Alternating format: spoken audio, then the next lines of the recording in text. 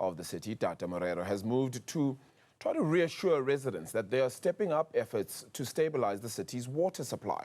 He says restoring reservoir capacity is a top priority, with teams working around the clock to ensure residents have reliable access. Morero gave an update just moments ago. Listen to this.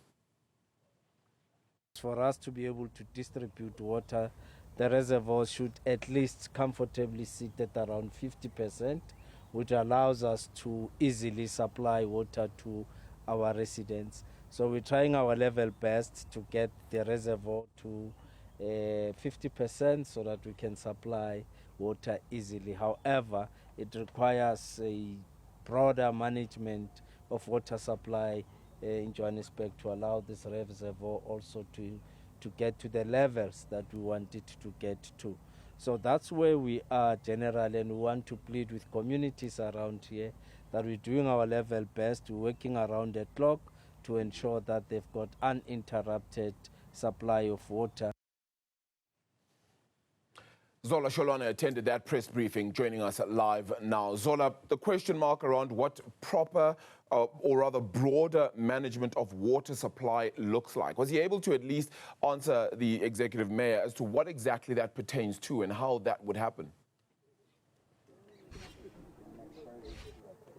Well, not exactly, Arabile, but we do know that he has mentioned timelines such as November, essentially mentioning that there will be an appointed contractor that will be focusing on the infrastructure, particularly leaking pipes, and that we understand that there have been a major contributor to water leaks in the city of Johannesburg.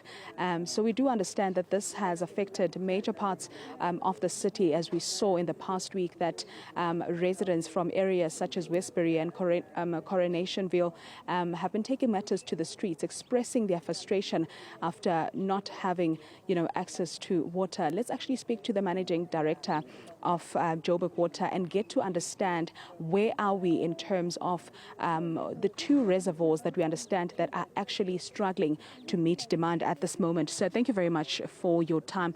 We are at one of one of the reservoirs that haven't reached the required capacity, which is 50%. Currently, where do we stand? So we still need to do some work of making sure that we are getting to get the required volume into this reservoir for Alexandra Park.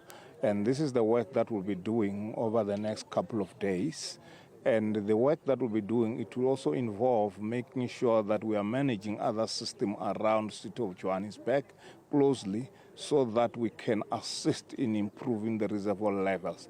What do I mean by that? Where we need to make sure that we are cutting back the supply to help in improving all the reservoirs, we are going to do that. And we'll be doing that with the aim of really getting the reservoir back to be able to operate the way it should. Mm-hmm. How are you managing the situation in those areas that we understand haven't had water in the city of Johannesburg right now? Because we heard the mayor say that they switch off the water in the evening and then switch it on in the early hours of the morning. How long is that process going to go on for? So indeed, what we do, we make sure that in those reservoirs that are struggling, we switch them off during the night so that we build the necessary capacity that we require to supply during the day. This is the process that we are going to do until the system is stable, and also at the same time until we get to that point where some of the quick intervention that we're busy with, issues like refurbishment of our PRV and so on, up to a point where they've gained traction, and at the point that they're assisting us really to bring the demand down. So it is when the demand really starts going down to a level that we have the necessary supply in all these rivers that are struggling, then we'll be able to stop. If I can just give you some indication, since we started this intensive work, which we started roughly last year this time, we've managed to see the demand for the city of Johannesburg going down by 100 megalitres per day on average. Because if you look at the numbers, last year this time, the demand for Joburg was about 1,800 megalitres. And as we're talking now, it's down to about 1,700. So we need to carry on with all these programs that we're implementing up to a point where we start getting to a demand of about 1,600 to 1,550, which we believe that at that level, there may not be need to do these activities of throttling where we close water during the night.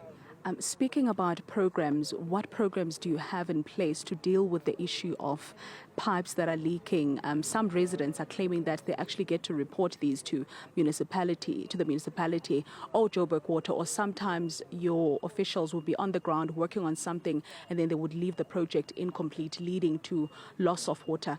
What programs do you have in place to address those issues? So there are two things, of course. One, as we know, we have a massive network in the city of Johannesburg, more than 12,500 kilometers of water network.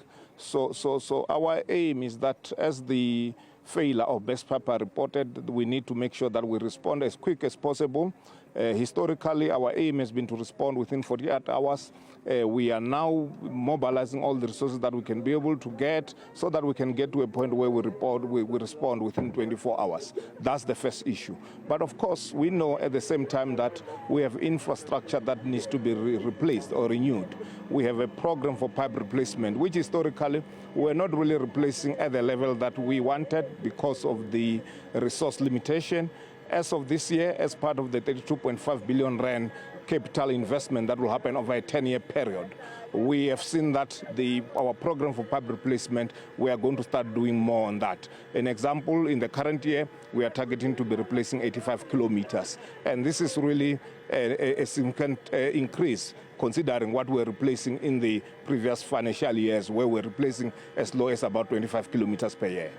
Thank you very much, Managing Director there of Joburg Water, Ntshavheni Mukwevho, speaking to us about current programs that are in place to ensure that they put an end to this crisis that is faced by many residents of Johannesburg. We know that there will be a public meeting that will be held on Friday between the relevant stakeholders, particularly community members that we understand that have been having issues of water for the past few weeks. Arabile, back to you in studio.